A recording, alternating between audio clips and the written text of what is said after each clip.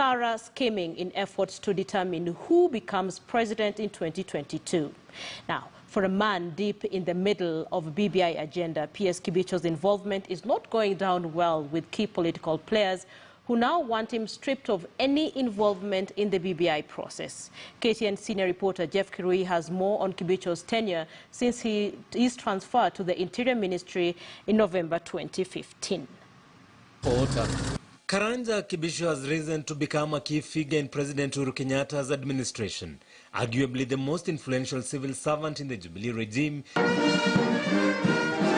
Kibicho is once again at the center of Kenyatta's succession politics, this time round on the receiving end of accusations by ODM that is trying to undermine the handshake in a scheme to influence who inherits President Uhuru Kenyatta in 2022. Harambee House and all government institutions which are subject to civilian authority should keep away from the question of determining the political leadership that will arise in the year 2022. Kibicho has been a key figure driving the BBI agenda, and his involvement has rattled political stakeholders in the BBI secretariat. We want to remind them that where we were in 2018, as of February, anytime.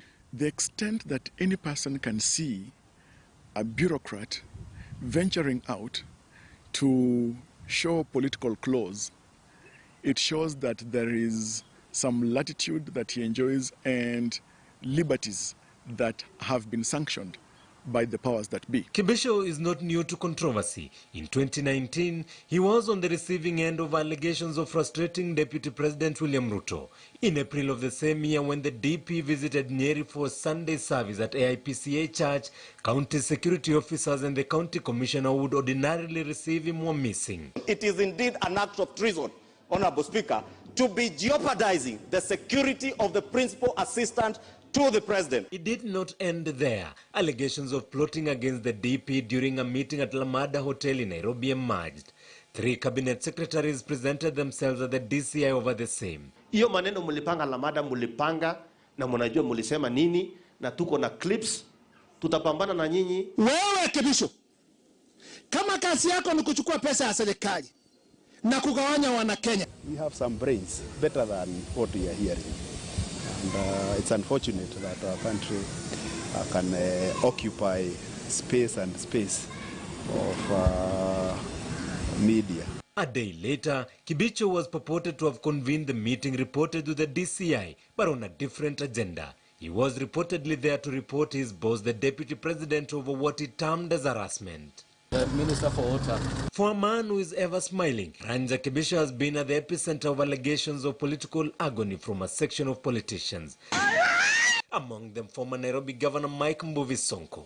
Sonko has been on record attributed his tribulations to Karanja Kibicho. Not to mention Kirinyaga Governor Anne Waiguru, who at some point alleged that Kibicho was behind the schemes to have her impeached.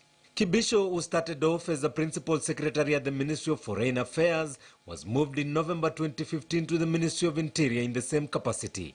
And in November 2019, Karanja Kibicho essentially became a super PS through President Uhuru Kenyatta's Executive Order No. 1 of 2019, as he now chairs the powerful National Development Implementation Technical Committee, a docket which coordinates some of the functions that had been previously left to the office of the Deputy President. President Kenyatta seems to have lost the dalliance he had with his deputy William Ruto. Karanja Kibicho would easily come out to whip every troop that is before him or works with him to ensure that he protects the interests of Uhuru Kenyatta and not those of William Ruto, whether bureaucratic, administrative, or even political. Jeff Kirui, KTN News.